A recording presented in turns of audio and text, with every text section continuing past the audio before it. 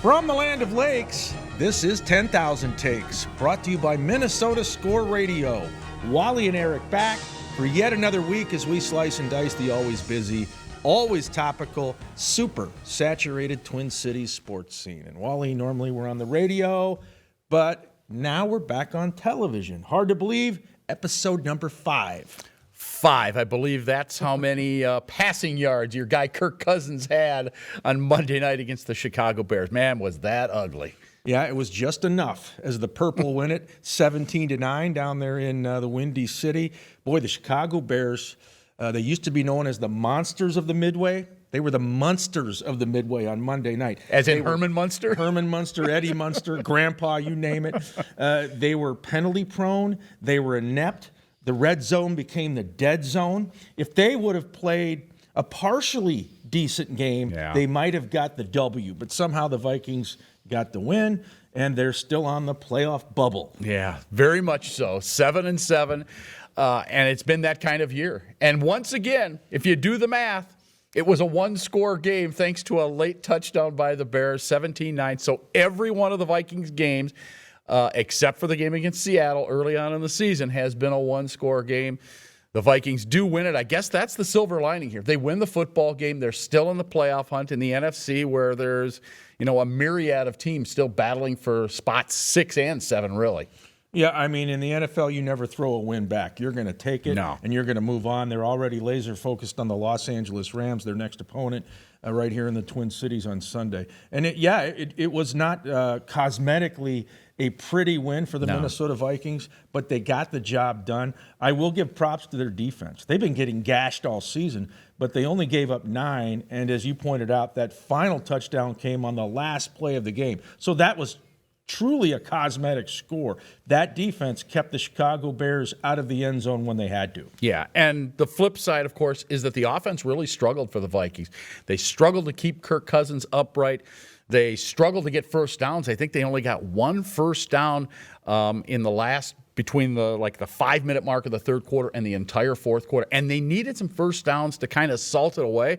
I mean, the Bears would turn it over. The Vikings get it at the 25, 30-yard line, and they couldn't even get a field goal out of it. So it was a struggle offensively for the Vikings. As you mentioned, the defense did play well. They played well enough to beat a Justin Fields-led team that, offensively the Bears were just an enigma. Well, yeah, and Chicago, COVID depleted. Yes. I mean, they had 13 guys out because of COVID. 3 coordinators weren't there. Yeah, coaches out. I mean, it was just a mess from the Bears' perspective. The Vikings were missing guys too, but as you said, Dalvin Cook, 28 carries, just 89 yards. The Vikings were outgained in total offense 370 to 193. I mean, if you'd have told the Bears those numbers before the game, I'm sure they would have said, we're going to win this game. They had a patchwork secondary, and they were able to slow down Justin Jefferson. He did have 1 touchdown catch. But nonetheless, the offense for the Vikings didn't produce those cartoon-like numbers, but Chicago couldn't take advantage. You want some good news? Kirk Cousins has now won for the second time in his career on Monday Night Football. He is now 2-9 on Monday Night Football. How about that? Yeah. He loves the bright lights, and his last 2 wins are in prime time. That's right. The Thursday night game on Fox, the Monday night game on ABC. So the Minnesota Vikings, an early Christmas gift. Yeah. Well, we're going to have Christmas gifts a little bit later on in the show. Should be an interesting part of today's show because we're going to hand out some of those gifts to some sporting figures and teams here in Minnesota, see if they appreciate what we're giving them. We went shopping. We did. We went shopping. And we dug deep into our coffers. Well, we're going to be very generous. Yeah, very much so. Speaking of generous, what did you think about that interception that Cousins threw towards the end of the first half? He just kind of threw it up for grabs, it seemed like. Jefferson slipped, broke off his route. Cousins threw it up for grabs. And the way that it was described by the announcers on ABC/ESPN was that because he broke off his route, Cousins thought he was going to run under it. I don't know, man. That throw looked like he just threw it up for grabs to me. It was basically a punt. Yeah. Yeah, I'm sure there was some sort of miscommunication between Kirk Cousins and Justin Jefferson.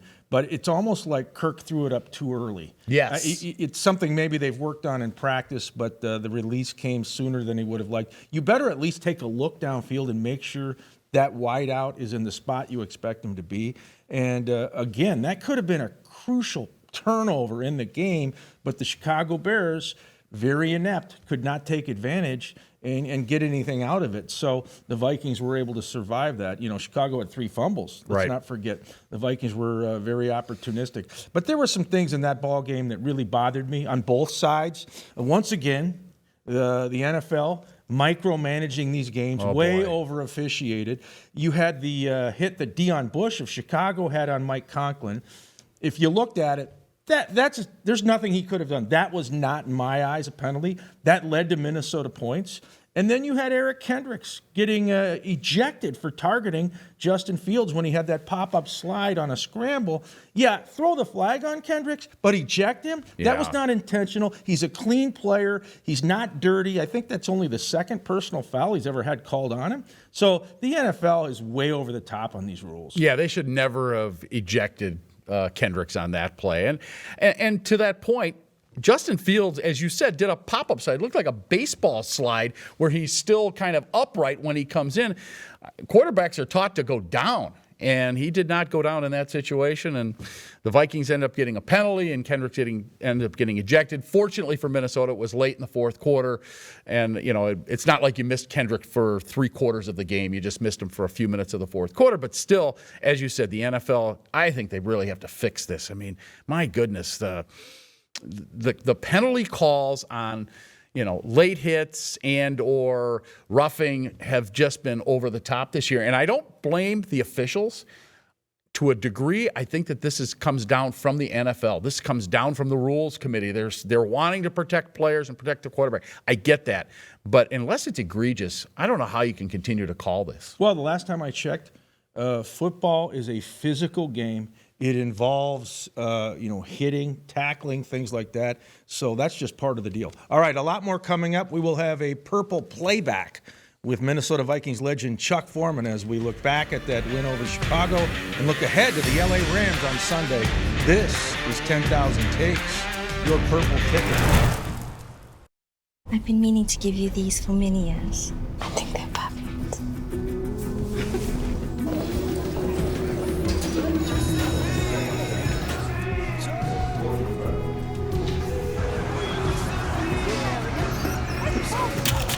Maya? Oh, I love your earring. Why didn't you try these? It isn't just about vision. It's about care. Nobody cares for eyes more than Pearl. Hello, I'm attorney Lee Hutton. From my time playing football for the University of Minnesota Golden Gophers back in the 90s, to my current work in the courtroom with some of the most high-profile cases in the country. No matter the fight, I am there. I've represented and won cases for major corporations all the way to the everyday individual. From family law to entertainment law, contracts to trial litigation. I'm committed to my clients in presenting their story. Please contact me at lhutton@thehuttonfirm.com. From the first time you pick up a tuned-up custom rod, you'll know you're holding something special. A rod not mass-produced, but built one at a time by the hands of gifted craftsmen. Rods like the Precision, ice fishing's most versatile multi-species rod, or the Precision Noodle with a tip so sensitive you'll never fish a spring bobber again. And the Commander, the rod that's never met a big fish it couldn't best. Tuned up custom rods. Ice rods handcrafted for you and the way you fish.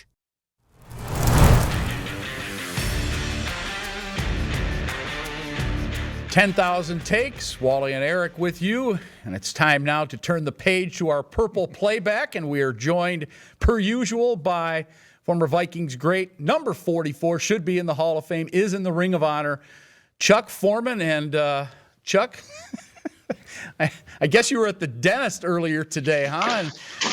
And you lost your glasses. He's got the ice pack on. I know you played hurt in your day, but let me ask you this, Chuck. What's more difficult and more painful, going to the dentist or watching that Vikings game against the Bears on Monday night? Well, I got to say watching the game Monday night was a little more painful. I'm in some pain right now, but that was difficult to watch. But your former team, the Minnesota Vikings, get the win, Chuck, 17-9, and it was Right. not exactly a Picasso on the football field from both teams' perspectives. However, during the telecast on ABC, the broadcasting crew of Brian Greasy, Louis Riddick, and Steve Levy, they gave you a lot of props. They put up your photo next to other Viking running backs, and they were gushing about how well you played back in the day. So it was like an early Christmas gift. Yeah, it certainly was. It was totally unexpected, but considering the company and that was mentioned, I really appreciated that. Chuck, when you watch that game on Monday night and you think to yourself, okay, what needs to be fixed for this Vikings team? First of all, to beat the Rams this coming Sunday, because it's a huge game for them. It has all kinds of playoff implications. What needs to be fixed going forward, do you think? Well, from what I saw last night, the offensive line definitely got to play better because under pressure, Kirk Cousins, as you saw last night again, does not perform that well. And so, with all that said, that's the main issue I think they have to address. Do you think it was more the Vikings defense playing well last night, or was it just that Chicago was so inept, especially in the red zone? I think the defense played really well last night. I know we have a lot of new players, but still, when you got guys that come in and they've had to replace a lot of really good players, and to keep that pressure up and to do what they did I thought was outstanding. Were you surprised at how difficult a time Dalvin Cook had running the football? It seemed to me, you mentioned how the offensive line had to keep Kirk Cousins upright, and that didn't happen enough. I think they had the same problem opening holes for Dalvin Cook. Oh, there's no question. The entire game, whether it was running or passing, they weren't up to the task last Monday night. So they've got a lot of work to do if they're going to be able to compete and get into the playoffs. Right now, there's a lot of question marks out there. Yeah. All right, the Los Angeles Rams will be here Sunday. It's 45 years to the day, December 26th, 1976. Vikings-Rams at the old Met. That's the last time Minnesota won an NFC title game and went to the Super Bowl. Now, many years later, 4 decades and a half later, it's still a regular season game. But Matthew Stafford, Odell Beckham Jr., the LA Rams, this is going to be a huge challenge, isn't it? I think so. I think with the way the Vikings are playing this year, and even the Rams hit a rough spot here and there this year too. So they got a chance to win, no doubt about it. So we'll just have to see if they come prepared, ready to do it. I think it's fair to say the Vikings can be a dangerous team. They knocked off the Packers. They have some good wins, but they also have situations like you saw Monday night against the Bears where they did not look good at all from time to time, or maybe even for the entire game for that matter. Is this a team you think can make a run in the postseason, or is this a team that's just dangerous that might be able to knock off somebody in a game or two? Well, we've seen when they are playing well what they can do. When Dalvin had 200 yards, they can play that well, then they have a chance. But if not, I don't think they can do much without the running game and or the offensive line playing well. Yeah. All right, Chuck. Appreciate you spending some time with us. Get those ice packs back up there. Get that healing process going, and we'll talk to you again down the road. All right, thanks. Thank you. He is Chuck Foreman with our Purple Playback here on 10,000 Takes. Eric and I will be back with more, including our Christmas gifts that we're going to hand out to some of the Minnesota teams and players. Stay with us. Hello, I'm attorney Lee Hutton. From my time playing football for the University of Minnesota Golden Gophers back in the 90s, to my current work in the courtroom with some of the most high-profile cases in the country. No matter the fight, I am there. I've represented and won cases for major corporations all the way to the everyday individual. From family law to entertainment law, contracts to trial litigation. I'm committed to my clients in presenting their story. Please contact me at lhutton@thehuttonfirm.com. From the first time you pick up a tuned-up custom rod, you'll know you're holding something special. A rod not mass-produced, but built one at a time by the hands of gifted craftsmen. Rods like the Precision, ice fishing's most versatile multi-species rod, or the Precision Noodle with a tip so sensitive you'll never fish a spring bobber again. And the Commander, the rod that's never met a big fish it couldn't best. Tuned up custom rods. Ice rods handcrafted for you and the way you fish. I've been meaning to give you these for many years. I think they're perfect.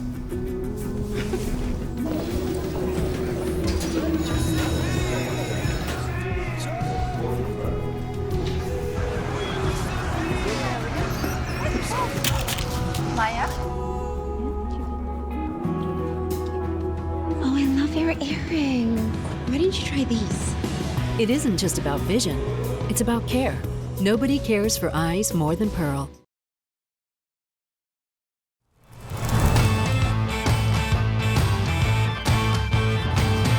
Ten 10,000 takes, Wally and Eric, and we move along out of Viking zone into Wild zone. Minnesota Wild also played on Monday night, and they lost for the fourth straight time, Eric. And although they have a 4-game losing streak, they still find themselves on top of the Central Division in the Western Conference. So that's the good news. The bad news is it's a 4-game losing streak. And now they're in shutdown along with the rest of the NHL at least until Sunday. And who knows? The Wild may not play another game until the Winter Classic, which is scheduled for Jan 1. We'll see. Yeah, and this has been a huge disruption to the Minnesota Wild and the other 31 teams in the NHL. Everybody is dealing with this wave of COVID now, that's really washing all over the National Hockey League, more than even the NBA or the NFL, because you've got the 6 teams in Canada and then the U.S. So cross-border travel is done for at least a while, and the NHL is trying to navigate through this. From the Wild perspective, these last 4 games have been hiccups. I don't think it's pushed the panic button time. There's still a lot of positives with this hockey team. Right. But you do have to wonder on Monday night, giving up 7 goals to Dallas, Cam Talbot in the nets, they're going to have to get better, moving forward, playing, whoever is the goaltender, Kakinen or Cam Talbot.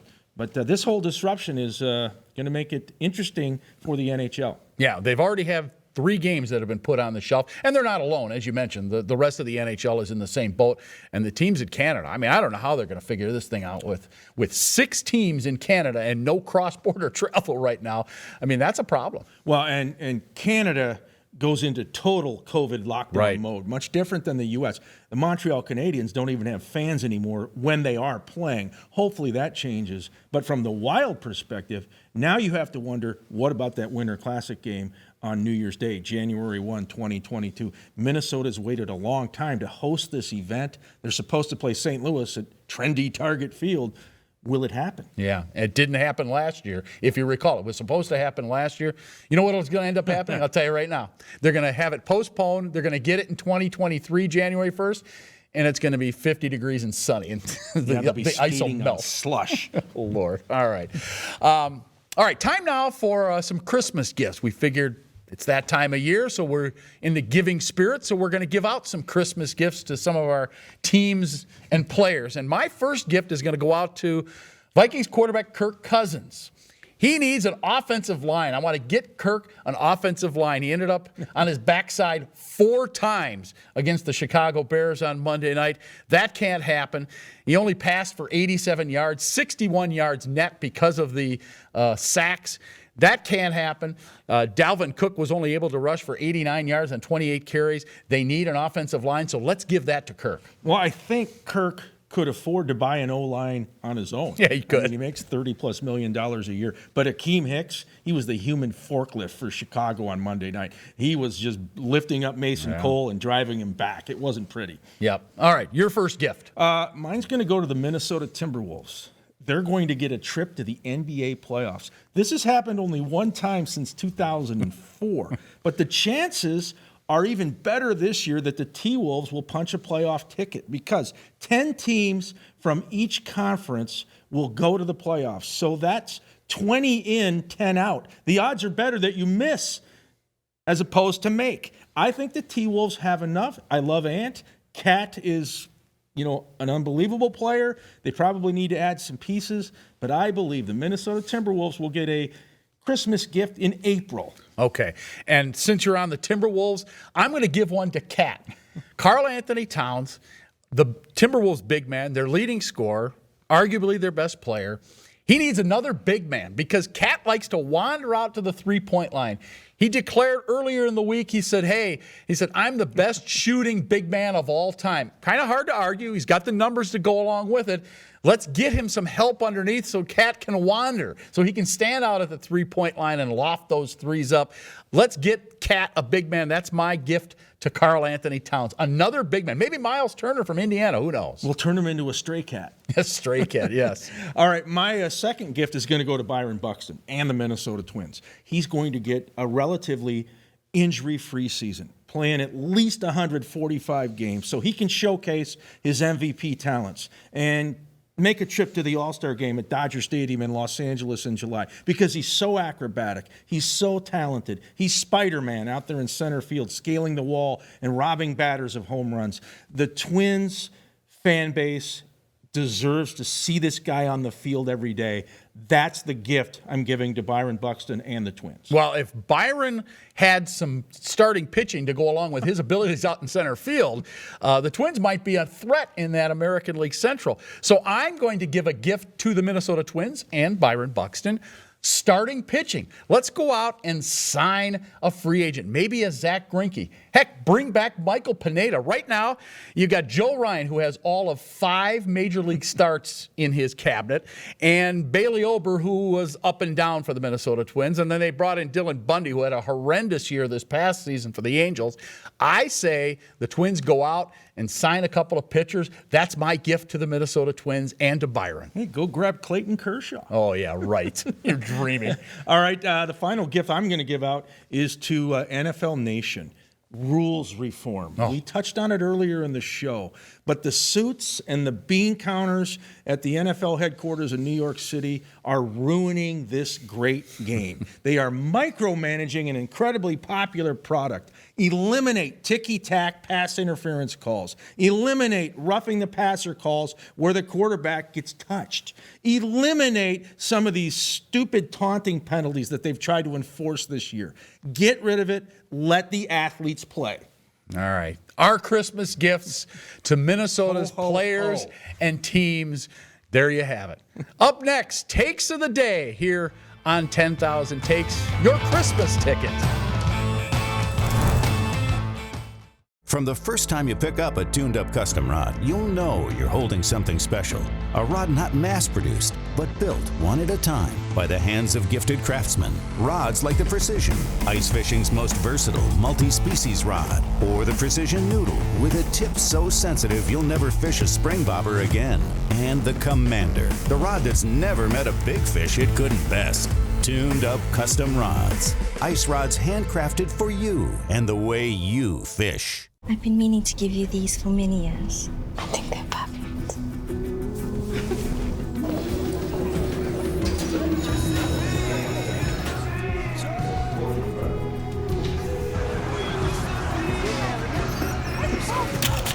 Maya? Oh, I love your earring. Why didn't you try these? It isn't just about vision, it's about care. Nobody cares for eyes more than Pearl. Hello, I'm attorney Lee Hutton. From my time playing football for the University of Minnesota Golden Gophers back in the 90s, to my current work in the courtroom with some of the most high-profile cases in the country. No matter the fight, I am there. I've represented and won cases for major corporations all the way to the everyday individual. From family law to entertainment law, contracts to trial litigation. I'm committed to my clients in presenting their story. Please contact me at lhutton@thehuttonfirm.com.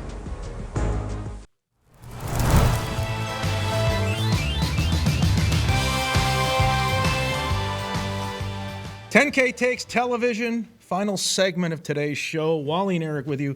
Thanks so much for tuning us in. And, of course, this is where we get to takes of the day. What's Wally's mood going to be? Angry American, cranky Yankee, giddy Guardian, grumpy Guardian, optimistic Ohioan, which I doubt because his Cleveland Browns lost on Monday. What's it going to be? Well, ironically, you mentioned the Browns, and I'm going to bring them into the picture. As you know, I somewhat follow the Cleveland Browns, and they played on Monday night prior to the Vikings playing against the Chicago Bears, and they had the game won, except for a guy by the name of Daniel Carlson comes in and kicks a game-winning field goal, a 48-yarder to vault the Raiders to a victory, a 16-14 win over Cleveland. And do you remember that name, Daniel Carlson? Yes, it vaguely rings a bell. Yes. How about Minnesota at Green Bay, Week 2, 2018 season? Yes, you are correct. The fifth-round choice for the Minnesota Vikings back in 2018 in that draft. The first kicker taken in the draft. The Vikings spent a pick on him and then cut him after Week 2 when he missed 3 field goals, including 2 in overtime against the Green Bay Packers. He has since gone on to some pretty good success with the Raiders. Oh, by the way, in 2018, he set a Raiders team record, 96% of his field goals made. He's made over his career 86%, 88% as a Raider. He's done pretty well. The Vikings wasted a draft pick on him, much like they've wasted draft picks on several others. Christian Ponder comes to mind. But in any case, Daniel Carlson doing well for the Raiders and beat my Cleveland Browns. And the mood meter says grumpy Guardian. Very much so. He's not happy. And of course, it's two-pronged. The Browns and the Vikings and the woulda, coulda, shoulda mode, wasting draft capital. All right, well, my take of the day is NFL-related as well. Of course, the Minnesota Vikings played the Chicago Bears on Monday night at Soldier Field, right there on the lakefront. You had, Lake Michigan not too far away. And it got me to thinking, there won't be probably too many more games in the city of Chicago. It really looks like the Bears are moving to the burbs, Arlington Heights, the old racetrack. And what's going to happen there is they're going to get a dome. They're going to get their own house of noise, like the Twin Cities, like SoFi out in Inglewood, Allegiant Stadium in Las Vegas. And I want to warn Chicagoland, don't do it. The Bears will lose their mystique. I love seeing that game outside in December in Illinois on natural grass. Once they go to this mega dome, and it will be a dome, guaranteed, so they can get Final Fours in there and monster truck pulls that you like to go see, and all the other, events you'll run inside the building. The Chicago Bears will be just another team, and they will no longer be the monsters or the monsters of the Midway. Don't build a dome. Don't make the same mistake Minnesota did. And Detroit did. And so that Las Vegas and Inglewood. And if this happens, by the way, that means the Packers will be the only outdoor team in the NFC North, and they will continue to dominate the division because they will have players that can play outside. Exactly. You lose your mystique and your image. Yeah. I don't see that happening, though. I think that you're going to have the Chicago Bears playing indoor football, just like the Vikings, just like the Lions. And by the way, the Bears looked worse than the Lions, if you ask me, for Monday night. Yeah, they did not look good at all. All right, we got to go. Let's FedEx out those thank yous. One to Dave Weld, Stuart Devon, Alex Yambrick, Rocky, Chuck Foreman. For Wally, I'm Eric saying so long. This is 10,000 Takes, your sports ticket.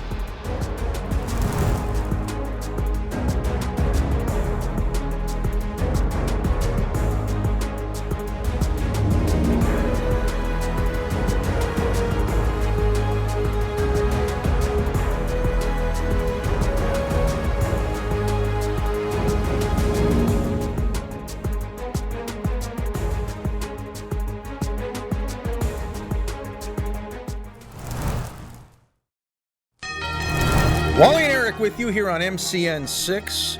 Did you know Minnesota is the land of 10,000 takes? That's right, we've got a television show, 10K Takes, and it airs 3 times a week. Yeah, well, we do it on radio for about, 20 years now. Now we're doing it on television right here on MCN 6. We break it down. Wolves, Wild, Twins, Gophers. Oh, yeah, even the Minnesota Vikings right here every week on MCN6.